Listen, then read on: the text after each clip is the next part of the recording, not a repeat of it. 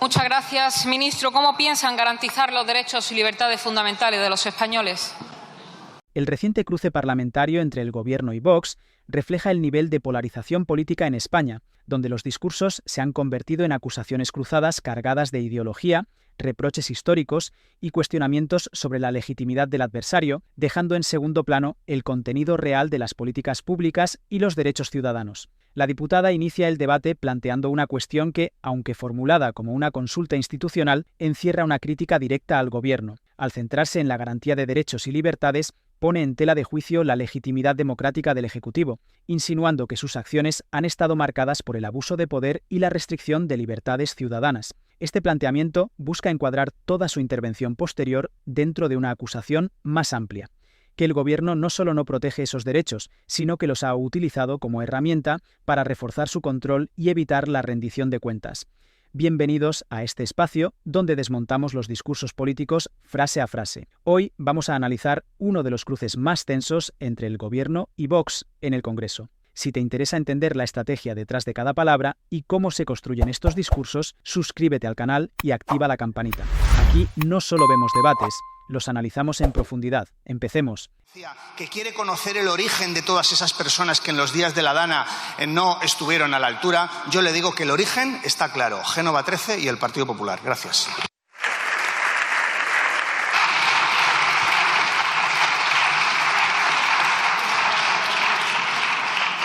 Señora Rodríguez de Millán. Muchas gracias, señor ministro. ¿Y está usted orgulloso de ser el hombre de paja de un prófugo de la justicia? ¿Está usted orgulloso de Koldo, de Ábalos, de un presidente con su familia imputada? Mire, hace 5 años de una pandemia que ustedes aprovecharon para vulnerar los derechos y libertades de los españoles. También 5 años desde que se fraguó otra de las grandes tramas de corrupción del PSOE investigada por los tribunales. Nos encerraron ilegalmente por orden de un comité de expertos que no existía. Decidieron sustituir la verdad por el relato y aquel salimos más fuertes no se refería a los españoles, sino a ustedes mismos. Ustedes hicieron la peor gestión de una pandemia que dejó muerte y ruina y cerraron ilegalmente esta Cámara, contratos sanitarios, y nadie dimitió. Ustedes siguen atornillados en el poder a pesar de estar cercados por la corrupción, pero no porque les respalde la mayoría social de los españoles, sino gracias a sus infames pactos con proetarras y golpistas. Así que pacto de la vergüenza, el suyo, el que tienen ustedes con los asesinos de sus compañeros y con golpistas. Desde entonces han aprovechado cada catástrofe para actuar al margen de la soberanía nacional, mintiendo, comprando a los medios. En su primera intervención, el ministro opta por no responder de manera directa a la pregunta de la diputada de Vox sobre la garantía de los derechos y libertades fundamentales.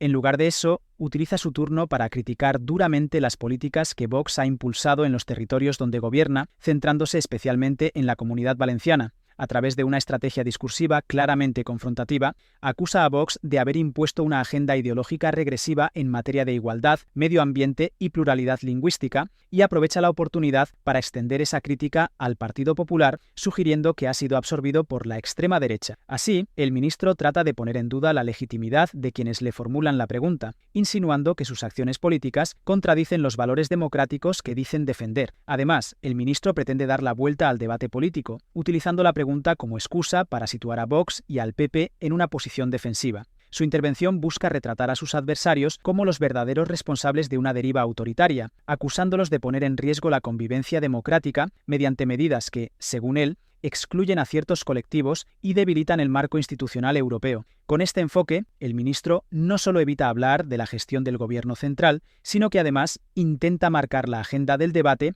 trasladando el foco a los pactos autonómicos de la derecha. Su objetivo es dejar en evidencia la supuesta incoherencia de Vox al cuestionar al gobierno, mientras, desde las instituciones donde gobierna, promueve políticas que, en su visión, son contrarias a los derechos y libertades fundamentales. ¿Y está usted orgulloso de ser el hombre de paja de un prófugo de la justicia? ¿Está usted orgulloso de Koldo, de Ábalos, de un presidente con su familia imputada? Mire, hace 5 años de una pandemia que ustedes aprovecharon para vulnerar los derechos y libertades de los españoles. También 5 años desde que se fraguó otra de las grandes tramas de corrupción del PSOE investigada por los tribunales. Nos encerraron ilegalmente por orden de un comité de expertos que no existía. Decidieron sustituir la verdad por el relato y aquel salimos más fuertes no se refería a los españoles, sino a ustedes mismos. Ustedes hicieron la peor gestión de una pandemia que dejó muerte y ruina y cerraron ilegalmente esta Cámara para que nadie les fiscalizara, y ahora sabemos por qué. Porque mientras ustedes prohibían a los españoles trabajar, resulta que los suyos estaban cobrando comisiones de contratos sanitarios y nadie dimitió. Ustedes siguen atornillados en el poder a pesar de estar cercados por la corrupción, pero no porque les respalde la mayoría social de los españoles, sino gracias a sus infames pactos con proetarras y golpistas. Así que pacto de la vergüenza, el suyo, el que tienen ustedes con los asesinos de sus compañeros y con golpistas. Desde entonces han aprovechado cada catástrofe para actuar al margen de la soberanía nacional, mintiendo, comprando a los medios de comunicación con el dinero de los españoles o persiguiendo al disidente, todo para blanquear su presente criminal y sortear la legalidad. Lo hicieron con la pandemia, con la riada de Valencia, lo quieren hacer con una guerra y con una crisis migratoria que está provocada ni más ni menos que por ustedes. De poner a la Guardia Civil a perseguir las críticas al Gobierno en Twitter hasta el asalto a Telefónica, pasando por el control de la justicia, ustedes utilizan la excusa del lawfare, el fango y la seguridad para pasar por encima de nuestros derechos. Y en eso se resume su Gobierno: control de la opinión pública, de los jueces, de las instituciones. Y ahora también en Europa, control a través de ese euro digital que se han sacado de la manga para controlar en qué se gastan el dinero a los españoles, lo poco que les queda después de que ustedes les suban los impuestos más de 90 veces. Miren, no puede garantizar la libertad quienes han convertido a España en una democracia fallida, reinventando la nación, con ministros de la presidencia como usted que se van a tener que sentar delante de un juez para testificar. La nueva normalidad consistía en tener a un presidente con su familia imputada, a un fiscal general del Estado imputado, a miembros del Partido Socialista sentados en el banquillo, aunque ya sabemos que la corrupción en ustedes siempre fue algo natural. Y por eso, 5 años después, ustedes están más cerca de la cárcel que de la impunidad. Ahora bien, en su segunda intervención, la diputada de Vox adopta un tono combativo y directo, con el objetivo principal de desmontar cualquier legitimidad moral del ministro y del Gobierno para hablar de derechos y libertades. Su discurso gira en torno a la acusación de que el Ejecutivo ha vulnerado sistemáticamente esos derechos durante los últimos años, especialmente a partir de la pandemia, momento que presenta como el inicio de una deriva autoritaria. Según su relato, el confinamiento se impuso sin base legal ni transparencia, y el Gobierno aprovechó ese contexto para evitar el control parlamentario y enriquecer a su entorno mediante contratos corruptos. La diputada denuncia también que no hubo asunción de responsabilidades políticas, lo que refuerza su tesis de impunidad institucional. Con esto, su intención es subrayar que el Ejecutivo no solo ha fallado en su deber de proteger a los ciudadanos, sino que ha utilizado su poder para beneficiarse a costa de la población. Más allá de la pandemia, la diputada amplía sus críticas al presente, acusando al Gobierno de seguir instrumentalizando las instituciones democráticas y de aliarse con grupos políticos que, a su juicio, ponen en peligro la unidad y la legalidad del país. Reprocha pactos con independentistas y antiguos miembros de organizaciones violentas, sugiriendo que esto deslegitima cualquier acción del Ejecutivo. Además, introduce temas actuales como el control de la justicia, los medios de comunicación y una supuesta amenaza de control económico mediante instrumentos digitales, para pintar un panorama de regresión democrática. La diputada busca construir un marco narrativo en el que el Gobierno actual es corrupto, autoritario y contrario a los intereses nacionales, con el objetivo de posicionar a su grupo político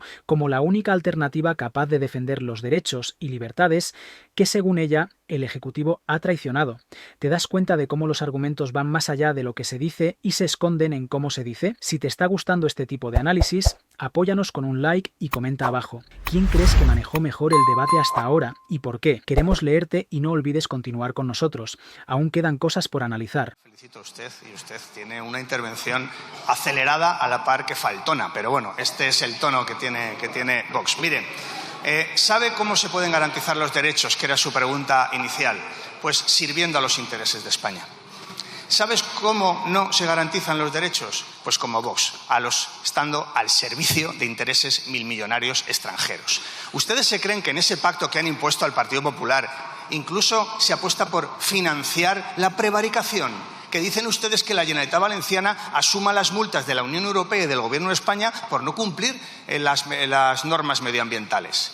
¿Qué opina el Partido Popular de que le financien la prevaricación? ¿Qué opina? ¿Les merece a ustedes la pena mantener la presidencia autonómica de Valencia echándose en brazos de la ultraderecha, siendo un partido que ya no disimula? El Partido Popular es xenófobo, machista y contrario a los valores europeos. En su última intervención, el ministro responde con un tono irónico y crítico, manteniendo un enfoque claramente político más que técnico o institucional. comienza desacreditando la intervención de la diputada de Vox, acusándola de haber utilizado un discurso agresivo y carente de rigor. A partir de ahí, intenta recentrar el debate en la pregunta original, pero lo hace desde una perspectiva acusatoria hacia la oposición, especialmente Vox. Su argumento es que dichas libertades solo pueden protegerse sirviendo a los intereses del país, y no, como él sugiere que hace Vox, sometiéndose a agendas ajenas ligadas a grandes intereses económicos extranjeros. Esta afirmación pretende reforzar la idea de que la derecha radical no actúa por el bien común, sino por intereses particulares o externos a la nación. Además, el ministro utiliza esta intervención para denunciar el papel de Vox en el gobierno autonómico de la Comunidad Valenciana, insinuando que su influencia ha llevado al Partido Popular a adoptar políticas extremas. Critica el acuerdo entre ambas formaciones, especialmente en lo referente a la intención de desobedecer normativas medioambientales,